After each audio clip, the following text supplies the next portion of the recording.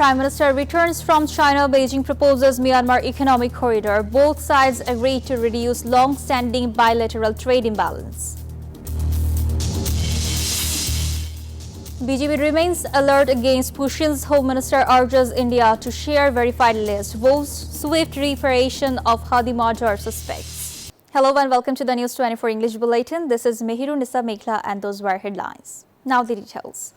China has agreed to deepen strategic ties with Bangladesh. Prime Minister Tariq Rahman met Chinese President Xi Jinping on the final day of his official visit in Beijing. The two leaders met at the Great Hall of the People. Chinese President praised Tariq Rahman's leadership and promised long-term cooperation. Beijing proposed a new economic corridor linking Bangladesh, Myanmar and China.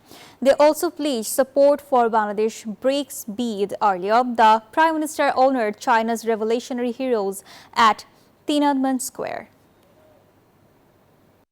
Jamaat Islami Chief Dr. Shafiqur Rahman criticized the Home Minister over the country's worsening law and order situation. He said the minister comments on other ministries but ignores his own responsibilities. Speaking at the party's Majlis-e-Shura meeting in Mugbajar, he claimed the rejection of the referendum verdict had created a national crisis. He warned of a mass movement to implement the July Charter and referendum outcome. Bangladesh border guards have foiled another alleged BSF pushing attempt at Meherpur border. Officials say 3 people were prevented from entering Bangladesh after BGB members and local residents intervened. Meanwhile, 3 people have remained at the Kurigram border's zero line for 13 consecutive days. Authorities said an earlier pushing attempt on 14 June was also blocked after residents and BGB members formed resistance along the frontier. The United Arab Emirates has not yet responded to Bangladesh's request to return former Inspector General of Police Benazir Ahmed. Home Minister Salahuddin Ahmed said he expects a reply soon. Speaking at an anti-drug program in Dhaka, he said Bangladesh would verify any list of its citizens provided by India. The minister also stated that recent attempts by Indian forces to push people across the border were blocked. BNP Secretary General and Local Government Minister Mirza Fakhrul Islam Alamgir has pledged continued support for families of enforced disappearance victims, speaking at a national dialogue marking the International Day in support of victims of torture. He said everyone responsible would face justice. Victims' families demanded exemplary punishment for perpetrators. Officials said efforts were underway to speed up trials while the government reaffirmed its commitment to strengthening the rule of law. Hundreds of families in Narayanganj, Rupganj are losing their lands to an organized syndicate. Gangs are using sand to fill up agricultural land, homes and mosques. Local MP Mustafizur Rahman Bhuiya has raised the issue in Parliament. Resident claimed a local mafia leader, Nur Zaman Khan, is leading the illegal land grabbing. Despite protest, the syndicate continued to seize property under political protection.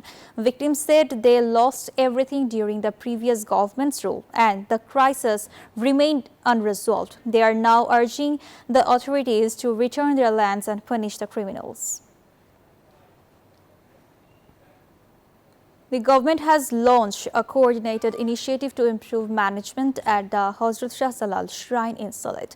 Commerce Minister Khandukar Abdul Muqtadir said the plan aimed to ensure transparency in development work and donation management. Speaking after an emergency meeting, he announced a committee including civil administration, police, city authorities and shrine representatives. The committee will prepare recommendations and outline a future action plan within 1 month.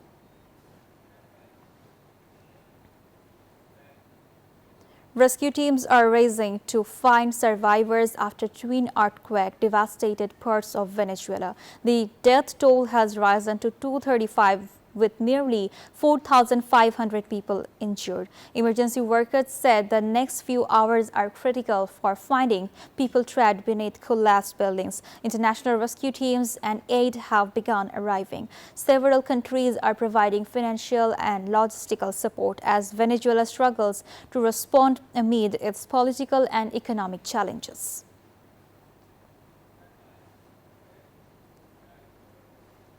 Former and current athletes gathered at the Maulana Bhashani Hockey Stadium to honor Bangladesh sporting legend Abdus Sadiq. He was the first captain of the country's national hockey team after independence and also led Abahani in football and hockey. Speakers praised his leadership, integrity and lifelong service to sports. They said his dedication to developing hockey and monitoring young players will continue to inspire future generations. And that's all from the newsroom today. Thank you for watching News 24. Please stay with us.